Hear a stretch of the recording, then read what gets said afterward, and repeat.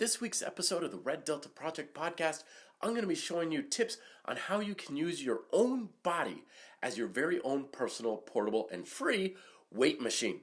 Hello there, my name is Matt Schifferly. I'm an inventor, author of books like Smart Bodyweight Training, and founder of the Red Delta Project, which is your resource for simple and efficient diet and exercise tips that enhance your health and fitness without compromising your quality of life. So a couple of weeks ago, I talked about my unique take on calisthenics training. I call it grind style calisthenics, and how it was a little bit different from the stuff you usually see on YouTube and what people are doing with sort of an athletic trick style calisthenics, and also very different, of course, from the 80s Jane Fonda style calisthenics with lots of little light movements and stuff. This is further cementing what grind style calisthenics is and how we go about achieving it. And the point I realized the other day is grind style calisthenics is essentially about turning your own body into your own weight machine. Not so much about using some sort of athletic fiery movements or anything, but think of like what you would normally do in a gym with a plethora of like Nautilus machines, and then trying to accomplish as similar a result, if not better, through little more than your own body weight. And again, this comes from my own personal history of what I've always kind of gravitated towards when it came to working out and exercising in general. Because when I started lifting and using external weights to try and build up my muscles and body, I wanted to get stronger, I wanted to build muscle, and at the time when I was finally starting to get my hands on some iron, I didn't really know what I was using as far as free weights, so most of what I was using was weight machines.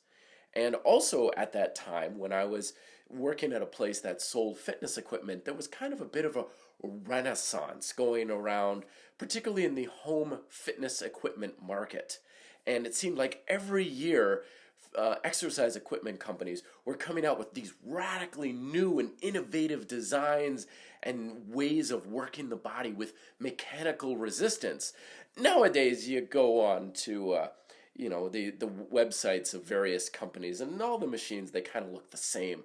And that's not necessarily a bad thing. It's largely because a lot of those, quote, innovations were not very efficient or effective.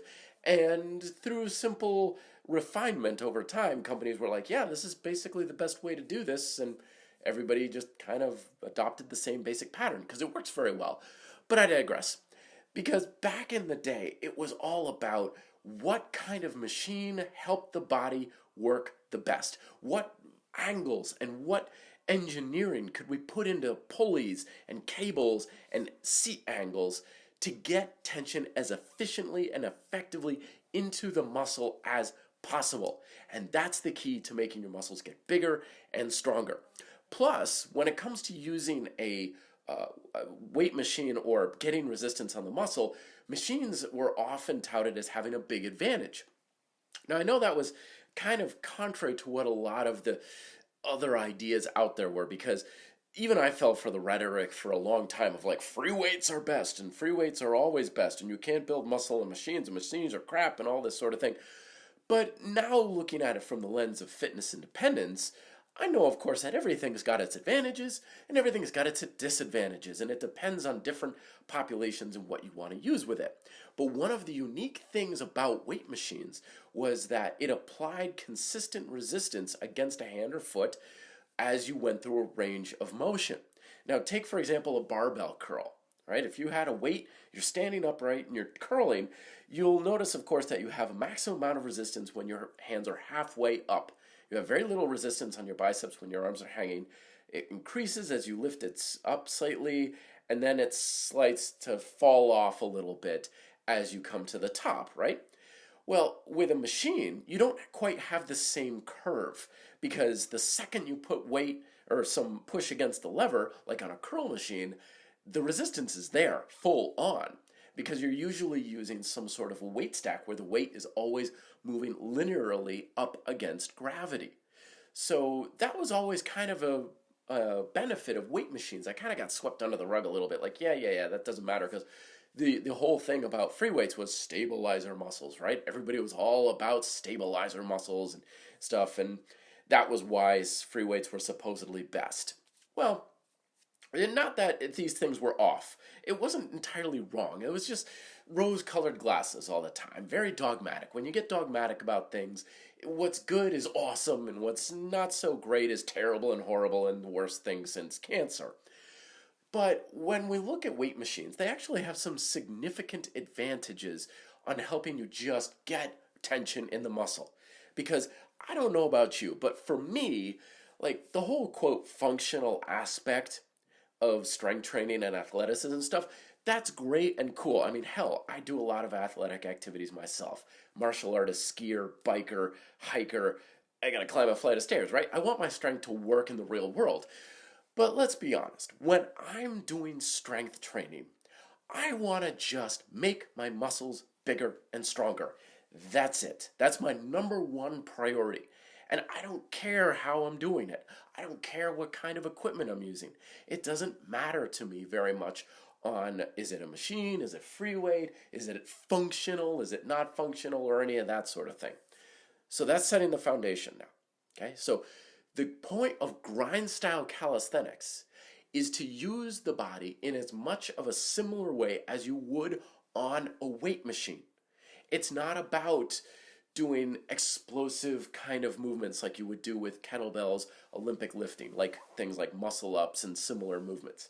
It's not about is it, functional for various things. It's not about high reps, nor is it about tricks. Like I don't have much of an interest in doing things for the sake of checking off something on my bucket list of saying, hey, I was able to do this hard to do exercise on a technical level. Like, I'm not a gymnast. I don't really care.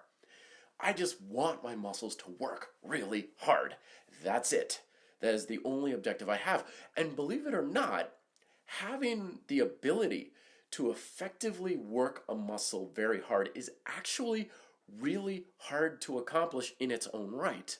I know that might sound a little crazy because the assumption out there, for me, for years, but for a lot of people out there is like, well, it can't be that hard. Like you just grab the lever on the weight machine and you pull and the muscle's going to work, right? Or you just pick up the dumbbell and there's going to be tension in the muscle. You just have more weight on the bar, right? I've heard that a million times where strength coaches say, just add more weight to the bar. That's the simplest way to progress. Add weight to the bar, which is actually now looking back, I think some of the worst advice you could possibly give someone. It's kind of like a race car driver saying, I can't get around the track any further. And they just say, well, press the gas pedal down a couple more inches. That's all you got to do. Idiot, get out there. It's a good way to get someone hurt is what it is. Because it is actually very hard to work a muscle effectively. And this is something that bodybuilders know intuitively. I once delivered some heavy dumbbells to a home in upstate Vermont, and it was to a female bodybuilder who was one of the champions in New England. She wasn't there, but her husband was there, and I was looking at pictures she had on the wall of her posing on stage and everything. I was like, wow, that's really impressive. And her husband used the phrase, yeah, she's really, really good. And at the time, it kind of struck me as a little weird because I was ignorant. I was like, of course it's easy to work a muscle. What are you talking about? I'm like, good, what's good?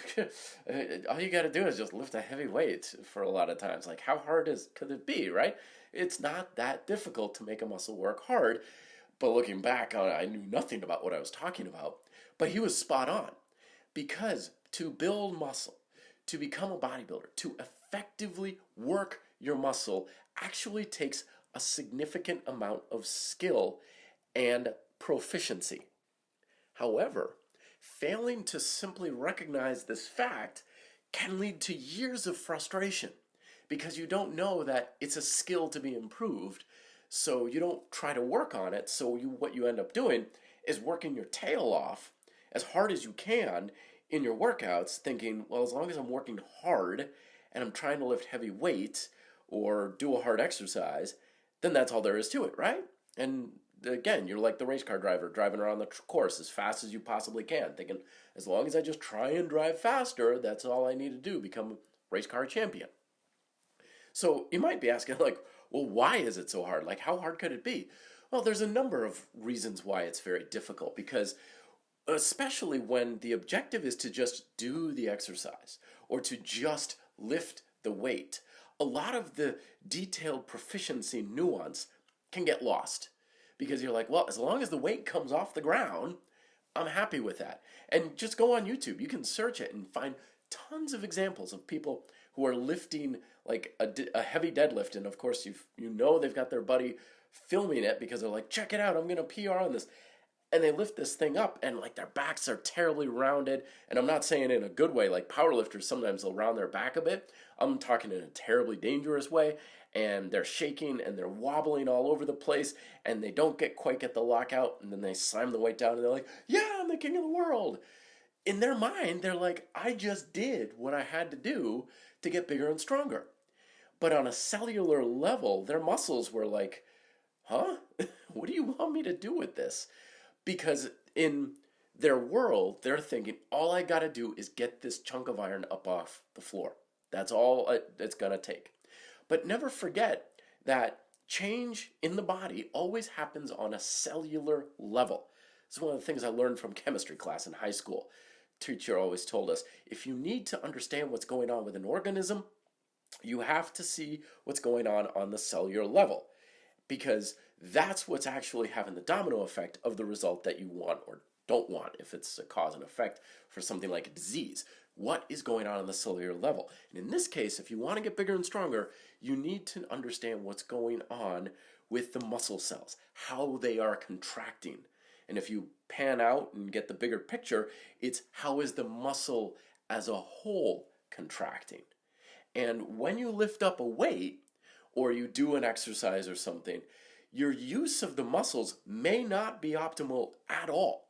It may not be what you want it to be. And if your muscles aren't working the way they're supposed to be doing, it doesn't matter if you can lift up the weight. It doesn't matter if you can, quote, do a pistol squat. Your activation of the muscle itself is the thing that is responsible for the adaptation of that muscle. And that's the thing you want to be conscious of and aware of first and foremost in every single one of your workouts. It's the whole point behind Smart Bodyweight Training, my book. Get concentrating on how you're using the tension in your muscles. So there's a number of ways that you can kind of shortcut this. One is having poor technique and having a poor physiological posture while you're doing things. So you're like on the bench press and you're like squirming around with your lower body and your elbows are winged out, or you're rocking back on a pull down machine or something, or you're doing like squats where you're leaning forward at a straight big angle. All of this stuff is a way that your body is trying to compensate for weakness in the muscle by getting the stress of the external resistance going through your joints and your skeleton and other tissues of the body. This is how it can be very detrimental to things like your joints and stuff over the long run. Because when you have an external load on your body, that stress is going through your body one way or another. Whether it's in the muscles or whether it's in your joints, it's up to you. It's up to your skillful use of your muscles to get it in the right places. If it's not in the muscles, it's going through other things. It's relying on structural tissues to control or stabilize the weight if you don't have the tension set. So this is one of the advantages of weight machines, is the machine takes care of a lot of things for you, so there's less of a chance of it going into your joints. Still there though. Other challenges that can be coming to you when it comes to trying to get your muscles to work hard is you're stressing a lot of other physiological systems of your body. You got your nervous system, you got your cardiovascular system, and you've got other types of metabolic processes at work when you are lifting weights, depending on the rep ranges, depending on how much muscle you have using. So when you're using an exercise and one of these other systems are not up to par, your muscles may not be the weak link in the chain, in which case your workout is more about working your nervous system or working your cardio system or working your ability to stabilize yourself. So your muscles aren't getting the stimulus they need to actually make themselves bigger and stronger. And finally, we also have simply the mind-muscle connection. Never forget that tension is created from your own noggin. Your brain puts tension in your muscles. Weight does not make your muscle work harder. All it does is supply resistance against gravity. That's it. That's the only thing it does. You cannot take a paraplegic who's been in a wheelchair, they can't feel their legs, you cannot put them on a weight machine, like a leg extension, strap them down, put their legs there and say, great, now work your legs.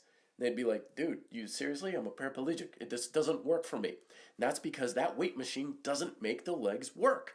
If it did, then we'd be in greater shape as far as the paraplegic goes. But the neurological signal that makes a muscle contract comes from your brain. And just as your muscles need to be conditioned, the link between your mind and your muscles also needs to be conditioned. But if you don't know it's something to work on, you never improve it, and your ability to manipulate that tension and use that muscle remains shaky and questionable at best. Usually it's more unreliable. You ever notice, like, sometimes you do an exercise and you're like, wow, I really feel it in that muscle, and then a couple times later you do the same exercise and you don't feel it there at all? That's that control. That's that neurological control. It's like one day you've got it, the next day you don't. If you don't know you need to improve upon it, you won't have consistent control over it. So your workouts, as far as getting tension in the muscle, are hit and miss. So wrapping this all up, what does this all mean? Well, the purpose of grind style calisthenics is to simulate as much as possible a weight machine type environment for your muscles.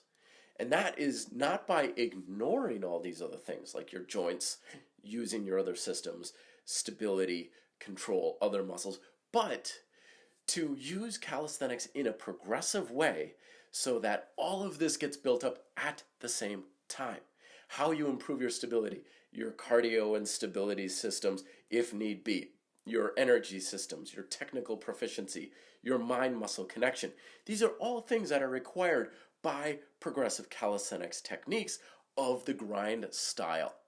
Things like one-arm push-ups, pull-ups, pistol squats, things of that nature. They all require proficiency in all of this stuff, but you progress this all at a gradual pace. So that way you're never outpacing one thing from another.